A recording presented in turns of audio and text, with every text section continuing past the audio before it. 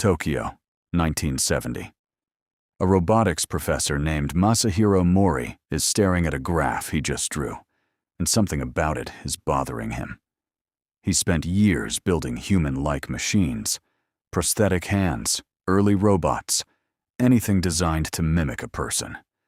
And he's noticed something strange happening to the people around them. So he sits down and tries to map it. One axis, how human something looks. The other, how comfortable people feel around it. At first, exactly what you'd expect. A boxy metal robot barely registers as human. People feel neutral, maybe even fond of it, like a toy. Round it out, give it a face, and comfort climbs. Give it human proportions, human movement, comfort climbs further. Then, right before the line reaches fully human, it doesn't level off. It collapses. Something that's 98% human, moving almost correctly, doesn't read as close enough. It reads as wrong. Not annoying wrong, skin-crawling wrong. Only once something becomes fully indistinguishable from a real person does comfort climb back out. Mori named the trough the Uncanny Valley. Then he published his findings and moved on, because he had no idea why it happened. He'd found the shape of a fear, not the cause. That question sat unanswered for 40 years. Think about that. 4 decades of scientists staring at this graph, knowing something was true, with no idea what was actually happening inside a human skull to cause it. It wasn't picked back up until 2011 at UC San Diego. Researchers wanted to know what actually happens in your brain in the exact moment you meet an uncanny valley face. So they built a spectrum, cartoon faces on one end, real human photographs on the other, and in between, faces digitally warped, stretched just slightly out of true. Human, but not quite.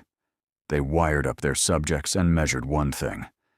How fast can your brain answer the question, is this a person or not?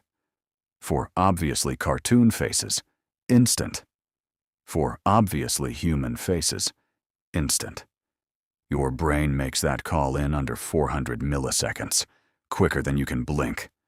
But for the faces in the middle? The classification didn't just take longer. It broke. The brain flagged the face as human, then flipped to not human, then flipped back. Caught in a loop it couldn't close. And that unresolved flicker, happening beneath your conscious awareness, is the exact moment discomfort turns into dread. Here's the question that actually matters, though. Why would a stalled decision feel like fear? Because your brain isn't a passive recorder. It's a prediction engine, running a fraction of a second ahead of real time, always. The instant it tags a face as human, it starts predicting how the eyes will move, how long a smile should hold, the rhythm of a blink. Automatic, invisible. You never feel it happening. So when something trips that human classifier, and then breaks every prediction that comes with it, a blink held half a second too long, an eye that moves without the head following, a smile that doesn't fade on schedule. Your brain doesn't file that as a curiosity. It files it as a warning. And for nearly the entirety of human history, something that should be predictable is acting unpredictable meant exactly one thing worth fearing. You felt this. Maybe you didn't know why. Picture a porcelain doll on a shelf. Round human face. Eyes that never move on their own. No warmth under the skin. No pulse. Every individual feature says human. Nothing about it acts alive. And that gap, that's exactly where the dread lives. Or think back to early 2000s, CGI.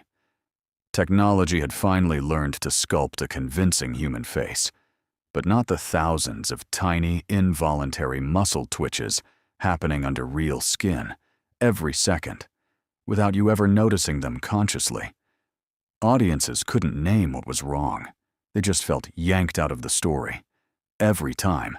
Even now, right now, engineers building humanoid robots hit the exact same wall. Real skin texture, responsive eye tracking, all of it dialed in. One timing error, off by a fraction of a second, and every bit of realism works against them instead of for them.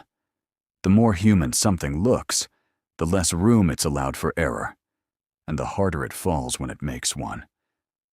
You don't have to imagine this. It already happened on live television. In 2016, a robotics company in Hong Kong unveiled a humanoid robot named Sophia. Silicone skin, cameras behind lifelike eyes tracking every face in the room, a voice built to mimic natural cadence, pauses, and all. She did interviews. She made jokes. One late-night host asked her, on camera, if she wanted to destroy humans. She said no, smiling the whole time. And that smile is exactly where it fell apart for most people watching. Sophia's expressions were close, closer than almost anything built before her, but not close enough. The muscles around her eyes didn't move in sync with her mouth the way a real face does. Her blink rate was slightly too even, slightly too mechanical. Nothing a viewer could point to and name. Just a feeling, watching her, that something underneath the face wasn't matching what the face was doing. Clips of her interviews spread everywhere, not because people found her impressive, because people found her unsettling, and they couldn't fully explain why. That's the Uncanny Valley working exactly as designed, live, on millions of screens at once. But here's the part that should actually unsettle you. Some researchers think this isn't about robots at all. It's about disease. For most of human history, the most dangerous thing you could encounter wasn't a predator in the dark. It was another human, sick with something advanced enough to change their skin tone, their gait, the way their face held an expression. Someone who looked almost healthy. Getting close to that person could kill you, just slower than a wolf would. Under this theory, the Uncanny Valley isn't a glitch about dolls or robots at all. It's an ancient alarm for disease, still firing today, on anything that pattern matches to human, but wrong, even something that's never been sick a single day in its artificial life. The two theories aren't rivals, by the way. They might be the exact same piece of hardware, doing double duty. And here's the detail that should really stop you. This system switches on early. Researchers have measured real stress responses in infants 12 months old, shown Uncanny Valley faces, babies who have never seen a robot, never watched a CGI film, never had one single reason to learn this fear. Nobody taught them this. It was already running the moment they were born. Most fears bend to reason. Heights, spiders, the dark. You can talk yourself down, remind yourself the odds are in your favor, and eventually the grip loosens. The Uncanny Valley gives you no such option.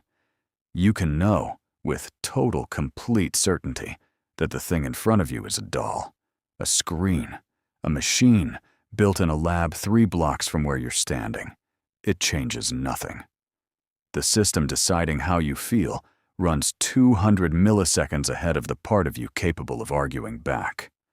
So the next time a mannequin holds your eye a second too long, the next time a deepfake makes your stomach turn before your mind catches up and tells you why, that's not irrational. That's 300,000 years of pattern recognition doing exactly the job it was built for.